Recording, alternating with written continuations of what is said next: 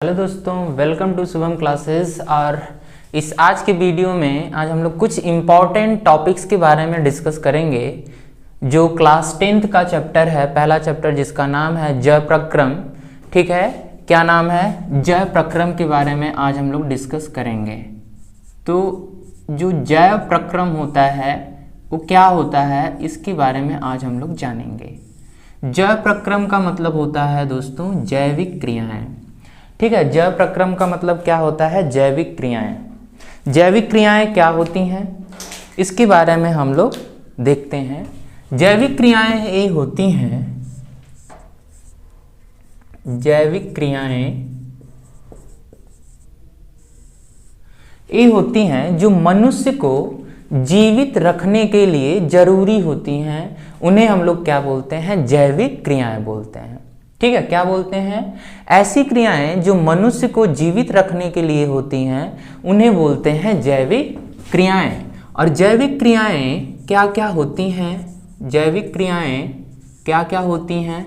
श्वसन हो गया, ठीक है, श्वसन हो गया हमारा, पाचन हो गया, उत्सर्जन हो गया,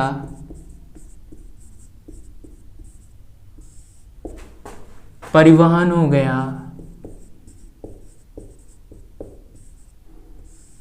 ये सारी चीजें जो होती हैं वो जैविक क्रियाएं होती हैं।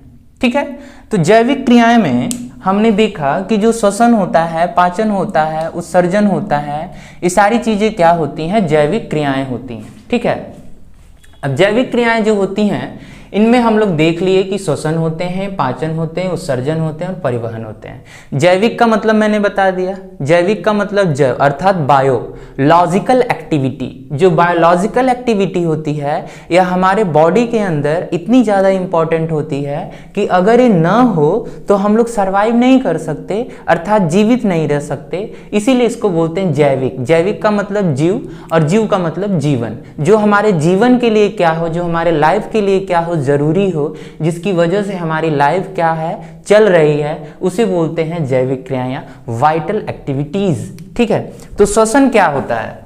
तो सबसे पहले हम लोग श्वसन के बारे में बात करते हैं डियर। श्वसन जो होता है इसको हम लोग थोड़ा सा डिस्कस करते हैं। जैसा कि मैंने बताया है कि आज का जो लेक्चर होगा वो क्लास 10th के लिए, ठीक है, काफ़ी इंपॉर्टेंट होने वाला है, क्योंकि इससे जो एग्जाम में क्वेश्चन आने वाले हैं आज हम लोग केवल यही डिस्कस करेंगे। ठीक है, जो इंपॉर्टेंट चीज़ें हैं केवल इसी के बारे में हम लोग आज डिस्कस करेंगे।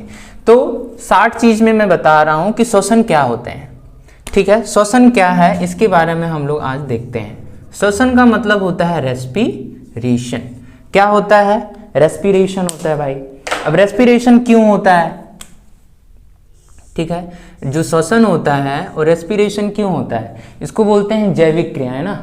ये क्या होती हैं? हमारे जीवित रहने के लिए ज़रूरी होती हैं। तो जैविक क्रियाएं क्या होती हैं कि जब हम लोग भोजन करते हैं, भोजन करने के बाद हमें क्या मिलता है? श्वसन, इससे ऑक्सीजन मिलता है।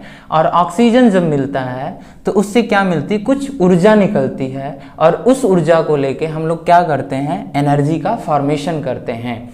तो श्वसन को हम लोग एक लाइन में ऐसे भी बता सकते हैं कि वातावरण से ऑक्सीजन लेना और हमारे शरीर से CO2 को बाहर निकालना ही क्या कहलाता है? श्वसन कहलाता है।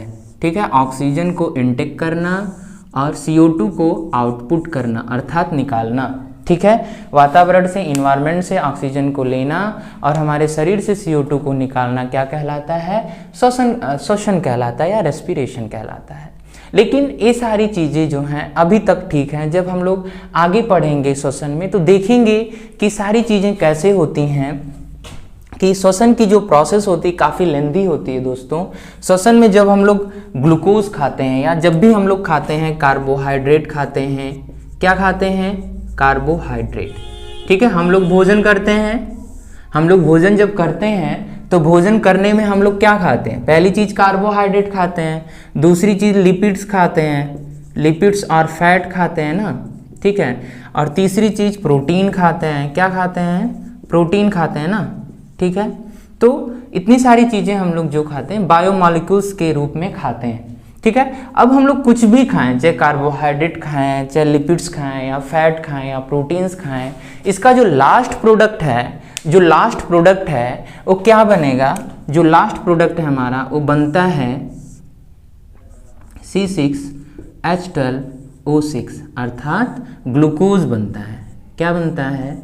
ग्लूकोज। ठीक है। तो क्या आप लोग जानते हैं कि कार्बोहाइड्रेट क्या होता है, या लिपिड्स या फैट क्या होता है, प्रोटीन्स क्या होते हैं? जो हम लोग खाना खाते हैं, जो हम लोग भोजन खाते हैं, ये सारी चीज़ें इसी में तो मिलती हैं। ठीक है, ये सारी चीज़ें इसी में मिलती हैं। तो अगर कोई आपसे पूछे कि कार्बोहाइड्रेट आपने देखा है, तो यस, हमने देखा है। कार्बोहाइड्रेट जो होते हैं वो स्वाद में मीठे होते हैं, जल में घुलनशील होते हैं, और क्या होते हैं? यही कार्बोहाइड्रेट होते हैं। तो कार्बोहाइड्रेट कहाँ कहाँ पाया जाता है? इसका एग्जाम्पल अगर हम लोग देखें, चावल हो गया, ठीक है, आटा, गेहूँ हो गया ना, आलू हो गया, तो डिफरेंट टाइप के कार्बोहाइड्रेट होते हैं। और इसका जो बेस्ट एग्जाम्पल है, एक सरल एग्जाम्पल जो है दोस्तों, वो क्या है?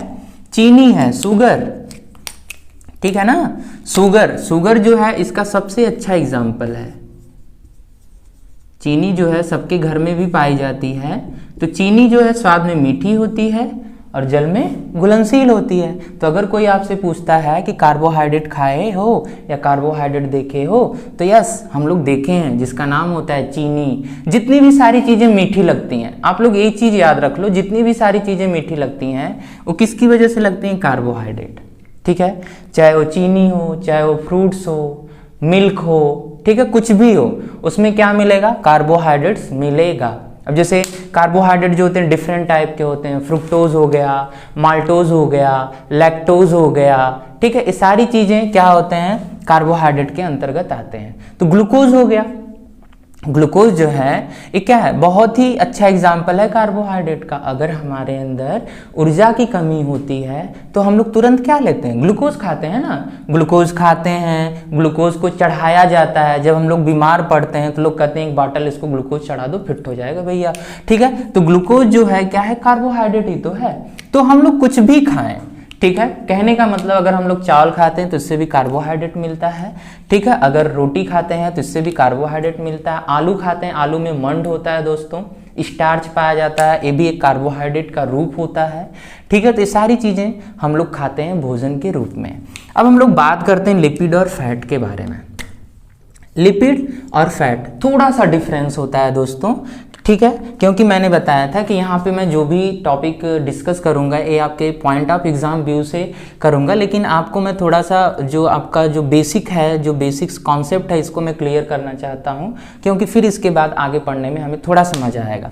ठीक है, कहीं कहीं बच्चे कन्फ्यूज रहते हैं कि लिपिड या फैट। ठीक है, तो लिपिड और फैट दोनों में थोड़ा सा डिफरेंस होता है, दोनों एक ही चीज़ नहीं होती है। लिपिड जो होता है प्लांट प्रोडक्ट होता है, और एनिमल जो होता है, फैट जो होता है एनिमल प्रोडक्ट होता है। अर्थात लिपिड जो होते हैं वो प्लांट से हमें मिलते हैं, पौधों से। ठीक है, और फैट जो होते हैं किससे मिलते हैं? एनिमल से।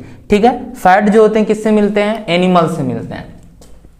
तो लिपिड जो होता है प्लांट से मिलते हैं। अब प्लांट से क्या हो गया? प्लांट से जितने भी ऑयल मिलते हैं वो सारे के सारे ऑयल तो प्लांट से मिलते हैं ना, चाहे सरसों का ऑयल हो, चाहे रिफाइन ऑयल हो, मस्टर्ड ऑयल हो, ठीक है, सोयाबीन ऑयल हो, कुछ भी जो है प्लांट से। अब फैट में क्या आ जाएगा? फैट में हमारा घी आ गया, पनीर आ गया, मक्खन आ गया, बटर आ गया, ये सारी चीज़ें क्या है? फैट है।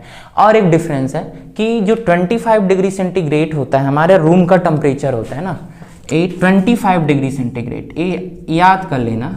ठीक है, ये याद कर लेना, क्योंकि हर एक चीज़ का एक अपना टेम्परेचर होता है, मानक होता है। जैसे हमारे बॉडी का कुछ टेम्परेचर होता है, ठीक है, तो हमारे बॉडी का टेम्परेचर 98 फ़ारेनहाइट होता है। तो इस टेम्परेचर से अगर हम लोग ऊपर जाते हैं तो कंडीशन क्या कहलाती है? बुखार या फीवर। ठीक है, तो इसी तरह रूम का टेम्परेचर होता है। तो रूम का 25 डिग्री सेंटीग्रेड टेम्परेचर होता है, और उस टेम्परेचर पे जो लिपिड होती है वह अपने आप को लिक्विड फॉर्म में रखती है, मतलब तरल अवस्था में रखती है, और फैट जो होता है वह अपने आप को सॉलिड अवस्था में रखता है। ठीक है, तो लिपिड और फैट हो गया। प्रोटीन जो होता है, प्रोटीन बहुत ही इंपॉर्टेंट बायोमॉलिक्यूल्स है भैया। प्रोटीन जो होता है, प्रोटीन के बिना समझ लो कुछ भी संभव नहीं है। अगर कोई बोले प्रोटीन आपने देखा है, तो यस, एक लाइन का आंसर होगा हाँ मैंने देखा है प्रोटीन। हम लोग खुद एक प्रोटीन है। ठीक है, हमारी जो पूरी की पूरी जो बॉडी है ना, ये किससे मिलके बनी है? प्रोटीन से मिलके बनी है। ठीक है, हम लोग अभी तक पढ़ते आ रहे हैं कि प्रोटीन जो होता है वो हमारी टूटी फूटी हड्डियों की मरम्मत करता है बच्चों। लेकिन एक चीज़ याद कर लेना कि जितनी भी सारी चीज़ें होती हैं ना, जो फिजिकल अपीयरेंस होता है, क्या होता है फिजिकल अपीयरेंस का मतलब शारीरिक जो बनावट होता है वो कौन दिखाता है, प्रोटीन दिखाता है। ठीक है, अब मम्मी पापा के जो कैरेक्टर हैं वो तो हमारे अंदर आ गए ना, लेकिन जब आ गए हैं, जब हम लोग जेनेटिक्स के बारे में डिस्कस करेंगे, आनुवंशिकता के बारे में, तो मैं यहाँ पे बताऊंगा इसका रोल क्या होता है। फिलहाल के लिए इतना जानिए कि जो मम्मी पापा के जो कैरेक्टर हैं वो तो डीएनए लेकर आता है हमारे अंदर, लेकिन इस कैरेक्टर को दिखाता कौन है, प्रोटीन दिखाता है। और कैसे दिखाता है, ये सारी चीज़ें हम लोग बाद में डिस्कस करेंगे। ठीक है, तो श्वसन हो गया, ये सारी चीज़ें श्वसन हो गया। तो मेरे कहने का मतलब ये है कि ये सारी चीज़ें हम लोग भोजन के रूप में खाते हैं, तो इसका लास्ट प्रोडक्ट क्या बनता है, चाहे हम लोग प्रोटीन लें, चाहे हम लोग कार्बोहाइड्रेट खाएं, चाहे हम लोग प्रोटीन्स खाएं, या चाहे हम लोग फैट लिपिड खाएं, तो इसका जो लास्ट प्रोडक्ट है वो क्या बनेगा, हमारा ग्लूकोज बनेगा। ये चीज़ याद रख लेना। ठीक है, और ग्लूकोज को तोड़ के हमें क्या बनाना है, एटीपी बनाना है। क्या बनाना है, एटीपी बनाना है। एटीपी को दोस्तों, ये बहुत ही इंपॉर्टेंट क्वेश्चन है, ये बहुत ही फेमस व्यक्ति हैं एटीपी। ठीक है, एक चीज याद रखना, पहला क्वेश्चन तो ये कि हमारी जो ऊर्जा होती है वो किस रूप में संचित रहती है, एटीपी के रूप में। ठीक है, हमारे शरीर में जो एनर्जी है, ठीक है, वो किस रूप में स्टोर है, एटीपी के रूप में। एटीपी जो है ये ऊर्जा जगत का सिक्का कहते हैं, इसे क्या कहते हैं, ऊर्जा जगत का सिक्का कहते हैं। और एटीपी बनता कहाँ है, माइटोकॉन्ड्रिया में बनता है। कहाँ बनता है, माइटोकॉन्ड्रिया। ठीक है, आप लोग 9th में पढ़े होंगे माइटोकॉन्ड्रिया। ठीक है, तो एटीपी माइटोकॉन्ड्रिया में बनता है। माइटोकॉन्ड्रिया को क्या बोलते हैं, कोशिका का ऊर्जा घर या power house of the cell बोला जाता है। तो power house of the cell, कोशिका का ऊर्जा घर तो माइटोकॉन्ड्रिया है। ठीक है, मान लो इसको ट्रांसफार्मर ए है और लाइन कौन है, एटीपी है हमारी। ठीक है, तो ट्रांसफार्मर के अंदर क्या होती है, लाइन ही तो स्टोर रहती है ना, ट्रांसफार्मर से लाइन क्या होती है, ट्रांसफर होती रहती है। तो mitochondria power house of the cell, और एटीपी जो हो गया हमारा एनर्जी करेंसी भी बोलते हैं इसको, इंग्लिश में क्या बोलते हैं, energy currency of the cell, अर्थात ऊर्जा जगत का सिक्का। तो हमारी जो ऊर्जा है, जो एनर्जी है, वो किस रूप में स्टोर रहती है, एटीपी। ठीक है, एटीपी क्या होता है, देखो जब हम लोग डीएनए पढ़े थे ना, तो डीएनए में एक बेस पेयर आता है जिसका नाम होता है एडेनिन। ठीक है, तो एडेनिन के साथ बच्चों जब 3 फॉस्फेट ग्रुप, कितने फॉस्फेट ग्रुप, 3, जब 3 फॉस्फेट ग्रुप अटैच हो जाते हैं तो इसका नाम क्या होता है, एटीपी, अर्थात एडिनोसिन ट्राई का मतलब 3, एडिनोसिन ट्राई फॉस्फेट, एडिनोसिन का मतलब एडेनिन के साथ कितने phosphate group, 3 phosphate group, adenosine try phosphate. अब इसी से एक चीज और रिलेटेड है, एडेनिन के साथ जब 2 फॉस्फेट ग्रुप अटैच हो जाएगा, कितना फॉस्फेट ग्रुप, 2 फॉस्फेट ग्रुप, तो इसका नाम क्या हो जाएगा, एडिनोसिन डाइफॉस्फेट, एडिनोसिन डाइफॉस्फेट, अर्थात एडीपी। ठीक है, अब तीसरी चीज ये आती है कि जब एडेनिन के साथ एक फॉस्फेट ग्रुप अटैच होता है तो इसका नाम क्या हो जाएगा, इसका नाम होता है एडिनोसिन मोनोफॉस्फेट। ठीक है, तो ऐसे जो होता है एटीपी का फॉर्मेशन होता है। ठीक है, अब पाचन क्या होता है, पाचन के बारे में हम लोग थोड़ा सा डिस्कस करते हैं। श्वसन तो समझ में आ गया ना, श्वसन जो होता है ये क्या होता है, हम लोग ऑक्सीजन को लेते हैं और CO2 को बाहर निकालते हैं। फिलहाल के लिए आप लोग इतना ही याद रखेंगे कि वातावरण से ऑक्सीजन को लेना और कार्बन डाइऑक्साइड को बाहर निकालने की क्रिया को हम लोग क्या कहते हैं, श्वसन कहते हैं। लेकिन दोस्तों जब हम लोग हायर एजुकेशन में जाएंगे, जब हम लोग 12th में जाएंगे, 11th में जाएंगे, तो इसका कॉन्सेप्ट थोड़ा सा अलग हो जाएगा। अलग इसलिए हो जाएगा कि जो श्वसन हम लोग जब भोजन करते हैं ना, तो भोजन के थ्रू, ठीक है, भोजन के थ्रू हमें क्या मिलता है, यही एनर्जी बनाया जाता है। ठीक है, इस एनर्जी की जो प्रोसेस होती है, ये सारी प्रोसेस जो होती है श्वसन के अंतर्गत आती है। ठीक है, अब हम लोग बात करेंगे पाचन के बारे में। पाचन क्या होता है, ठीक है, पाचन क्या होता है, पाचन कोई बताएगा क्या होता है। ठीक है, पाचन हम लोग उसे कहते हैं कि पाचन हम लोग कहते हैं बड़े मॉलिक्यूल्स को छोटे मॉलिक्यूल्स में तोड़ना ही क्या कहलाता है, पाचन कहलाता है ना। क्या कहलाता है, पाचन, बड़े मॉलिक्यूल्स को छोटे मॉलिक्यूल्स में तोड़ना पाचन कहलाता है। आइए कैसे पाचन कहलाता है देखिए, हम लोग बताते हैं पाचन क्या होता है। डाइजेशन।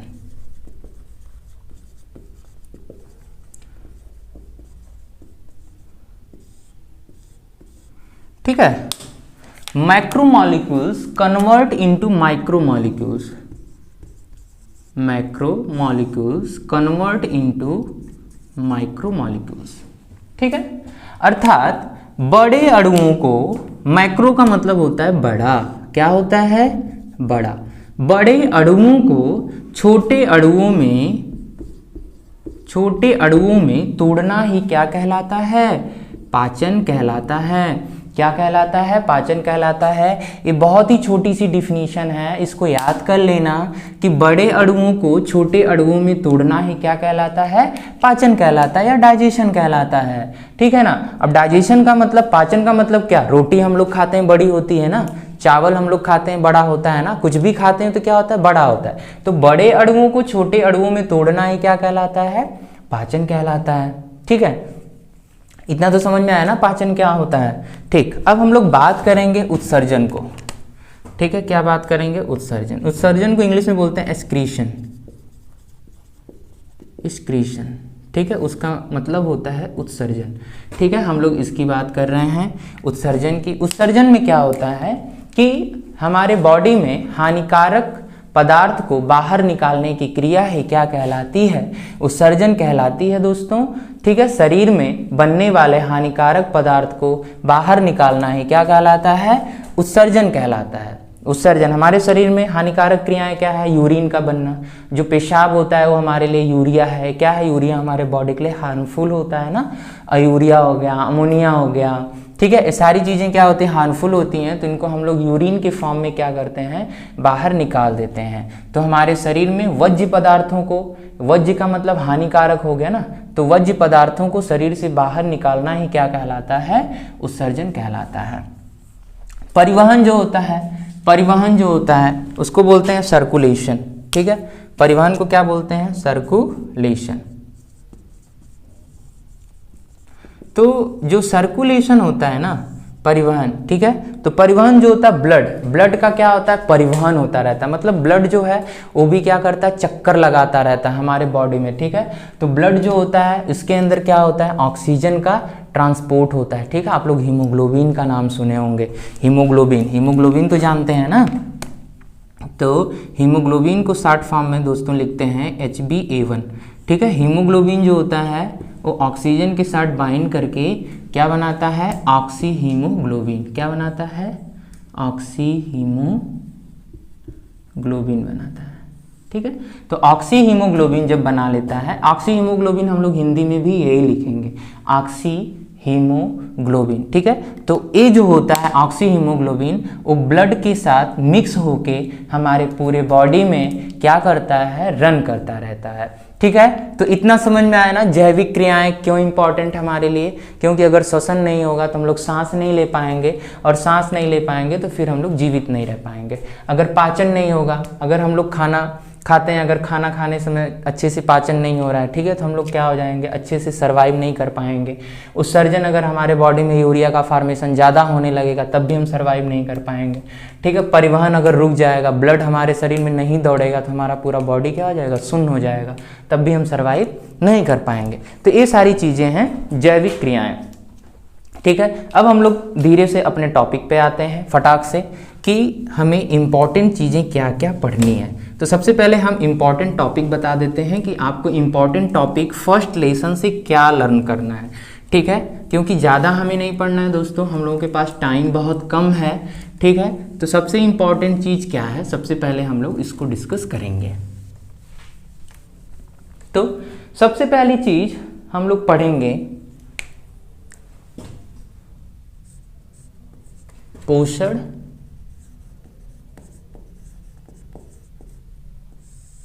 ठीक है, और पोषण के अंतर्गत हम लोग पढ़ेंगे पाचन। ठीक है, क्या पढ़ेंगे, पाचन पढ़ेंगे। ठीक है, पाचन, आहार नाल, पाचन हो गया, आहार नाल हो गया, ये पहली टॉपिक है हमारी।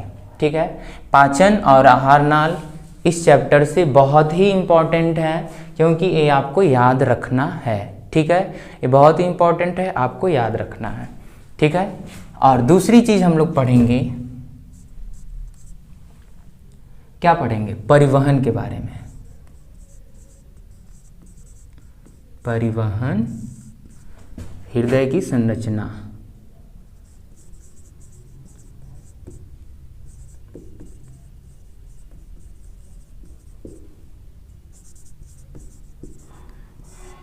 हृदय की संरचना। ठीक है, हृदय की दो संरचना होती हैं, बाह्य संरचना और आंतरिक संरचना। ठीक है, तो फिलहाल के लिए, ठीक है, जो ये दो टॉपिक हैं, it is a very very important, क्योंकि इस बार एक क्वेश्चन आने वाले हैं कि हमारा जो पाचन होता है कैसे होता है, ठीक है, इसको बताइए, और परिवहन जो होता है कैसा होता है, और हृदय क्या होता है, हृदय की आंतरिक संरचना, बाह्य संरचना बताइए। ठीक है, ये दो कॉन्सेप्ट जो है हमें बहुत ही अच्छे से लर्न करना है। इस चैप्टर में हमें दो कॉन्सेप्ट जो है बहुत ही अच्छे से क्या करना है, लर्न करना है दोस्तों, बहुत ही अच्छे से इसे समझना है। ठीक है, और सारी चीज़ें, जितनी भी सारी चीज़ें हैं, इसको भी हम लोग डिस्कस करेंगे, लेकिन जो लॉन्ग क्वेश्चन है हमारा, ये यहाँ से दो क्वेश्चन बनना है, इस बार पेपर में आएगा, और इसको आपको नोट करना है। अगर लॉन्ग क्वेश्चन आप लोग तैयार कर लेते हैं दोस्तों या बच्चों, तो हमारा 60 क्वेश्चन अपने आप बन जाएगा। ठीक है, तो आपको लॉन्ग क्वेश्चन के ऊपर फोकस करना है, 60 क्वेश्चन इसके ऊपर आने लगेगा और इससे ही बनने लगेगा। तो आइए हम लोग बात करते हैं पोषण के बारे में।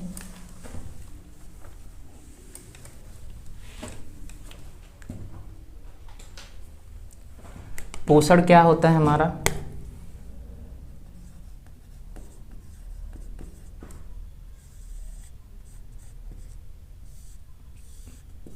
ठीक है, पोषण जो होता है, जब हम लोग भोजन करते हैं, भोजन से बहुत सारे क्या मिलते हैं, न्यूट्रिएंट्स मिलते हैं। ठीक है, भोजन को खाना, और भोजन को जब हम लोग खाते हैं तो भोजन से कुछ हमें क्या मिलता है, पोषण, मतलब न्यूट्रिएंट्स को लिया जाता है, न्यूट्रिएंट्स को ग्रहण किया जाता है। और जब हम लोग पोषक तत्व को ग्रहण करते हैं भोजन से, जब हम लोग पोषक तत्व को ग्रहण करते हैं तो उसी चीज को हम लोग क्या बोलते हैं, पोषण बोलते हैं, या न्यूट्रिएंट्स बोलते हैं, या न्यूट्रिशन बोला जाता है।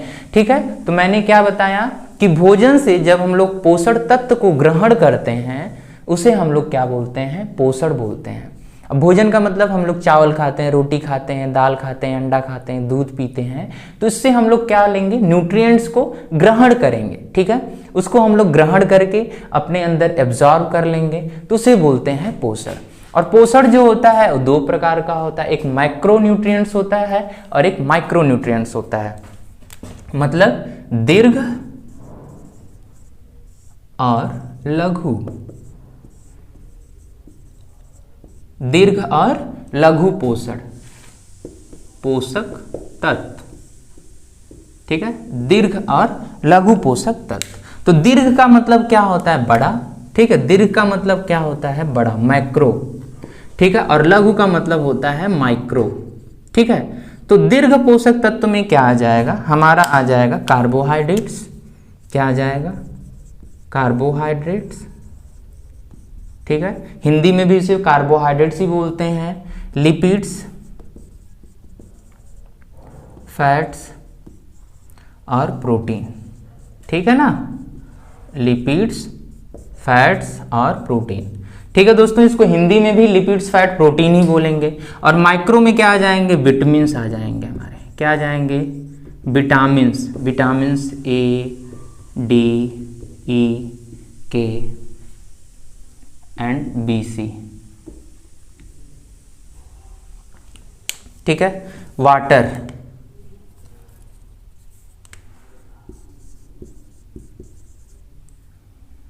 ETC।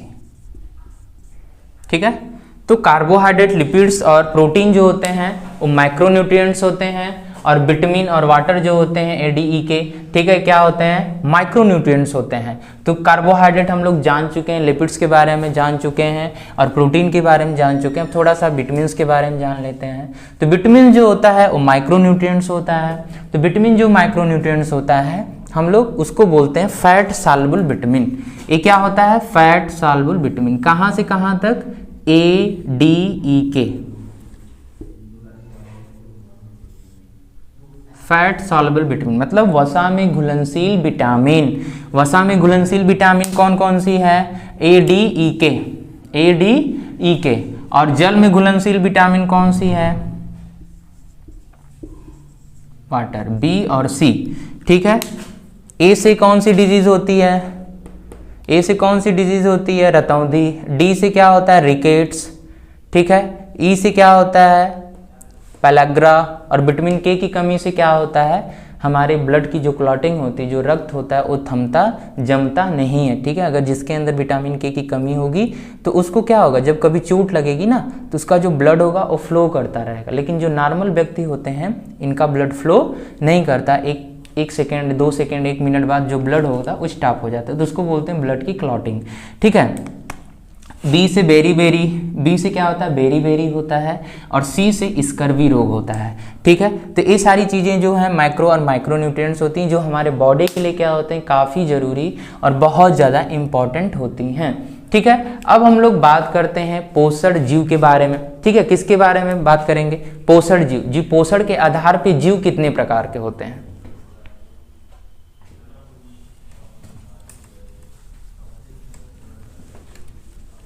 पोषण के आधार पे जो जीव होते हैं वो कितने प्रकार के होते हैं?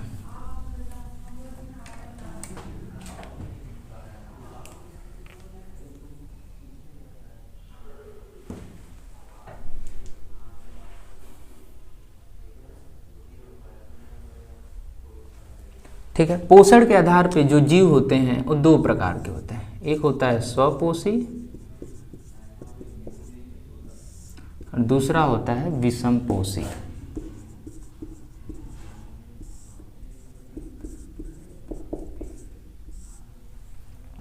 ठीक है।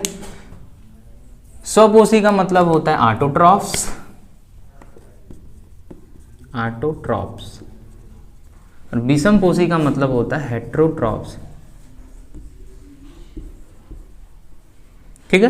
तो ऐसे जंतु या ऐसे एनिमल जो अपना भोजन खुद से बनाते हैं, ठीक है, ऐसे एनिमल जो अपना भोजन खुद से बनाते हैं उन्हें क्या बोलते हैं? स्वपोषी। क्या बोलते हैं? स्वपोषी।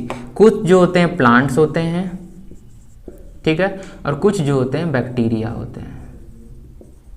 ठीक है। अब स्वपोषी में भी एक आ जाएगा प्रकाश संश्लेषी और एक आ जाएगा रसायन संश्लेषी। तो रसायन संश्लेषी का जो एग्जाम्पल हो जाएगा वो बैक्टीरिया हो जाएगा दोस्तों, और प्रकाश संश्लेषी का जो एग्जाम्पल हो जाएगा वो प्लांट्स हो जाएंगे। क्योंकि जो प्लांट्स होते हैं वो सन की लाइट में, मतलब सूर्य के प्रकाश की उपस्थिति में वो अपना भोजन बनाते हैं, और बैक्टीरिया जो होता है वो रसायन संश्लेषी होता है, मतलब केमिकल की प्रेजेंस में अपना भोजन बनाता है। विषमपोषी जो होते हैं, विषमपोषी जो होते हैं ऐसे जंतु जो अपना भोजन ग्रहण करने के लिए किसी दूसरे जंतु के ऊपर क्या होते हैं? आश्रित रहते हैं, उन्हें बोलते हैं विषमपोषी। क्या बोला जाता है? विषमपोषी। विषमपोषी जो होते हैं वो डिफरेंट टाइप के होते हैं। ठीक है। विषमपोषी क्या होते हैं? डिफरेंट टाइप के होते हैं। ठीक है। विषमपोषी कौन कौन से टाइप के होते हैं? जैसे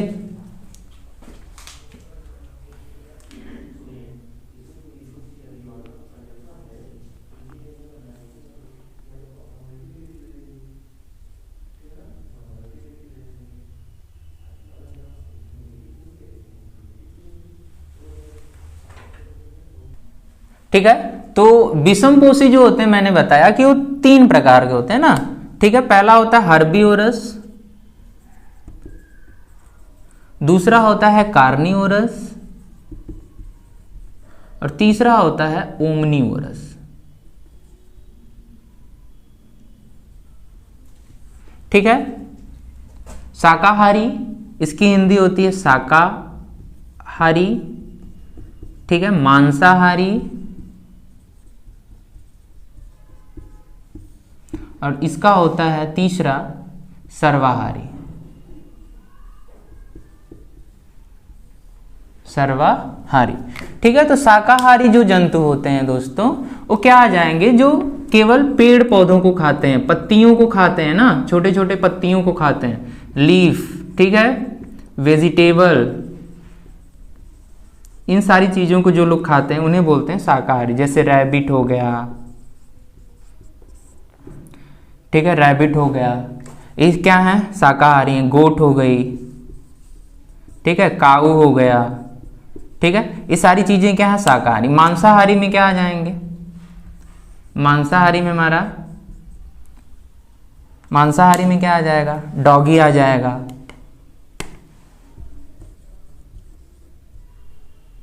ठीक है। सर्वाहारी में क्या आ जाएगा, इसका बेस्ट एग्जांपल जो है वो मैन है या ह्यूमन है, ठीक है। डॉग हो जाएगा, उल्फ हो जाएगा, लायन आ जाएगा, ये सारी चीजें किस में आ जाएंगी, मांसाहारी में या कार्निवोरस में, ठीक है। तो विषमपोषी आप लोगों को समझ में आया कि इसको 3 भागों में डिवाइड किया गया है, ठीक है। हर्बिवोरस शाकाहारी, कार्निवोरस मांसाहारी और ओमनिवोरस सर्वाहारी। सर्वाहारी का मतलब जो सब कुछ खाते हैं, ठीक है, उन्हें क्या बोलते हैं, सर्वाहारी बोलते हैं। तो अब जो प्लांट होते हैं, प्लांट जो होते हैं उन्हें क्या बोलते हैं, प्लांट को हम लोग क्या बोलेंगे, ठीक है।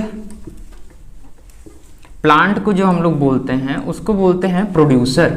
क्या बोलते हैं, प्रोड्यूसर। प्रोड्यूसर का मतलब उत्पादक। प्रोड्यूसर का मतलब क्या होता है, उत्पादक होता है, ठीक है। प्लांट, प्लांट जो होते हैं वो क्या होते हैं, प्रोड्यूसर होते हैं। क्या होते हैं, प्रोड्यूसर, उत्पादक, ठीक है ना। उत्पादक जो हो गए हमारे प्लांट हो गए, ठीक है। प्लांट को कौन खाएगा, प्लांट को कौन खाएगा, देखो प्लांट को कौन खा रहा है। मान लो यहां पे हम लोग क्या लिख दिए,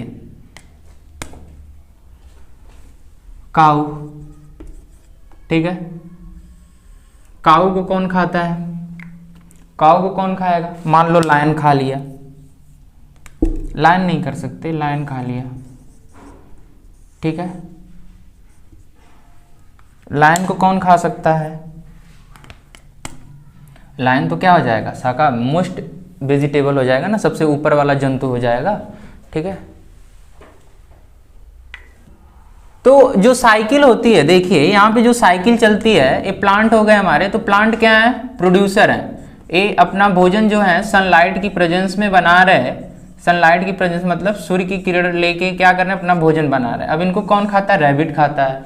रैबिट को कौन खा सकता है, फॉक्स खा सकता है। फॉक्स को कौन खा सकता है, लायन खा सकता है, ठीक है। फिर इसके बाद एक और चीज आती है जिसका नाम होता है पैरासाइट, ठीक है, या डीकंपोजर, ठीक है। एक होते हैं पैरासाइट, पैरासाइट्स, और एक होते हैं डी कंपोजर, ठीक है। पैरासाइट का मतलब होता है किसी के ऊपर आश्रित रहना, ठीक है। किसी के ऊपर आश्रित रह के जब हम अपना भोजन लेते हैं तो उसे बोलते हैं पैरासाइट, ठीक है। और डीकंपोजर का मतलब होता है मृतोपजीवी, ठीक है। इसकी हिंदी क्या होती है, मृतोपजीवी होती है। तो ये क्या होते हैं, डेड ऑर्गेनिज्म से अपना भोजन प्राप्त करते हैं। जो कोई भी ऑर्गेनिज्म जब मर जाता है तो क्या करते हैं, ये जाते हैं इसके ऊपर अपना फीड करते हैं, भोजन करते हैं और अपना भोजन जो है उससे प्राप्त करते हैं। तो जाहिर सी बात है इसमें कौन आ जाएगा, बैक्टीरिया आ जाएगा, ठीक है। इसमें पैरासाइट हम लोग देखते हैं, पैरासाइट बहुत कुछ पॉजिटिव भी होते हैं, कुछ नेगेटिव भी होते हैं। जैसे जू होता है, जू हमारे बॉल में अगर पड़ जाता है हेयर में तो क्या करता है, हमारा ब्लड लेता रहता है, अर्थात अपना भोजन वो लेता रहता है, ठीक है। हमारे अंदर जो पैरासाइट है, एक इकोलाई बैक्टीरिया पाई जाती है, एस्केरिसिया कोलाई, ठीक है, जो अपना भोजन लेती रहती है। तो बहुत सारे एग्जाम्पल हैं पैरासाइट्स के। डीकंपोजर में बैक्टीरिया आ जाएंगे। जाहिर सी बात है जब कोई भी किसी का एक्सीडेंट होता है या कोई जानवर जब रोड पे डेथ करता है तो कुछ घंटे बाद या कुछ दिन बाद क्या होता है, महकना शुरू करता है। क्यों महकना शुरू करता है, क्योंकि इनके अंदर बैक्टीरिया का डिपोजिशन होने लगता है, ठीक है। तो अब हम लोग बात करेंगे थोड़ा सा कि जो प्लांट होता है, जब अपना प्लांट भोजन बनाता है तो उस प्रोसेस को हम लोग क्या बोलते हैं, उस प्रोसेस को हम लोग क्या बोलते हैं। आप लोग नाम सुने होंगे C6H12O6 प्लस 12H2O एरो,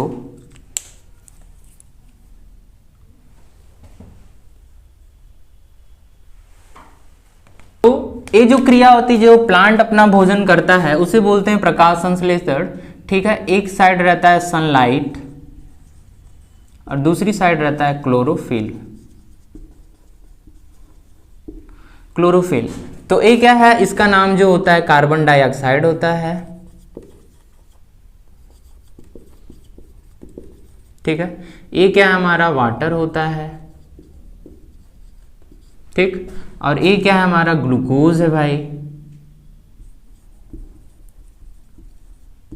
और ये क्या है हमारा वाटर है अर्थात जल है, और ये क्या है हमारा ऑक्सीजन है,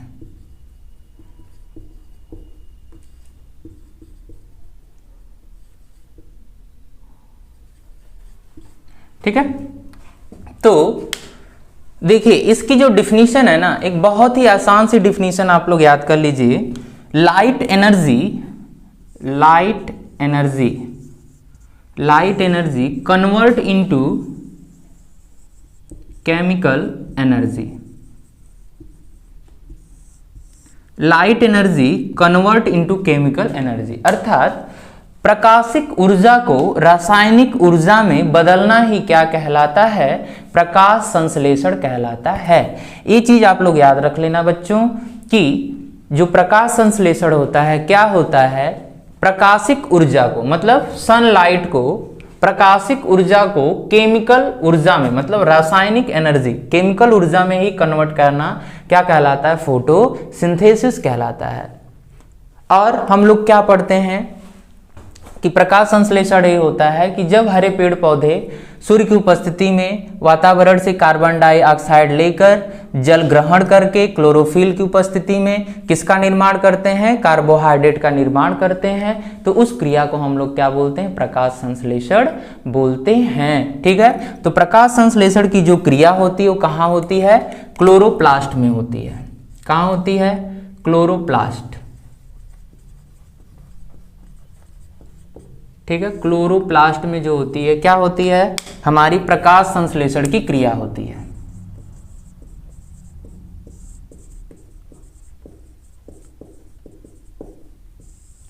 ठीक है। प्रकाश संश्लेषण की जो क्रिया है वो कहाँ होती है, हमारे क्लोरोप्लास्ट में। एक नंबर का क्वेश्चन पूछा जाता है कि प्रकाश संश्लेषण की क्रिया कहाँ होती है, प्लास्टिड या क्लोरोप्लास्ट। प्लास्टिड का ही पार्ट जो होता है वो क्लोरोप्लास्ट होता है। अब प्रकाश संश्लेषण की जो क्रिया है वो दो भागों में डिवाइड हो जाती है, एक होती है प्रकाशिक अपक्रिया और एक होती है अप्रकाशिक अपक्रिया। प्रकाशिक अपक्रिया का मतलब लाइट डिपेंडेंट अर्थात लाइट के प्रेजेंस में होने वाली, और एक होता है अप्रकाशिक अपक्रिया अर्थात लाइट के अब्सेंस में होने वाली। तो प्रकाशिक अपक्रिया जो होती है वो ग्रेना में होती है, ठीक है, और जो अप्रकाशिक मतलब डार्क रिएक्शन जो होता है वो स्ट्रोमा में होता है, ठीक है। तो जो प्रकाश संश्लेषण है, प्रकाश संश्लेषण में ज़्यादा नहीं कुछ जानना है आपको, बस प्रकाश संश्लेषण उसे कहते हैं कि जो प्लांट होते हैं इसके थ्रू ये जो प्रोसेस है उसको बोलते हैं प्रकाश संश्लेषण, अर्थात लाइट एनर्जी को यूज करके केमिकल एनर्जी बनाना। लाइट एनर्जी का मतलब सनलाइट मतलब सूर्य का प्रकाश लेकर क्या बना देना, ग्लूकोज का निर्माण कर देना। इस क्रिया को हम लोग बोलते हैं प्रकाश संश्लेषण। और ये क्रिया जो होती है वो क्लोरोप्लास्ट के अंदर होती है बच्चों, और इसी के थ्रू जो पौधे होते हैं वो अपना भोजन बनाते हैं, ठीक है दोस्तों। तो अगर ये वीडियो आपको पसंद आया है, अगर पसंद आता है तो हमारे वीडियो को लाइक करें, चैनल को सब्सक्राइब करें, ठीक है। इससे क्या होता है कि हमको थोड़ा सा मोटिवेशन मिलता है, ठीक है, हमें और अच्छा लगता है कि बच्चे हमारे वीडियो को पसंद कर रहे हैं, देख रहे हैं, तो हम लोग क्या सोचते हैं और अच्छा बनाएं, इनको अधिक से अधिक नॉलेज दें, ठीक है। तो ये जो है आज के लिए प्रकाश संश्लेषण हम लोगों ने पढ़ा, जैविक क्रियाएं पढ़ी, जैविक क्रियाएं क्या होती हैं, हमें जीवित रहने के लिए किन किन चीज़ों की आवश्यकता होती है।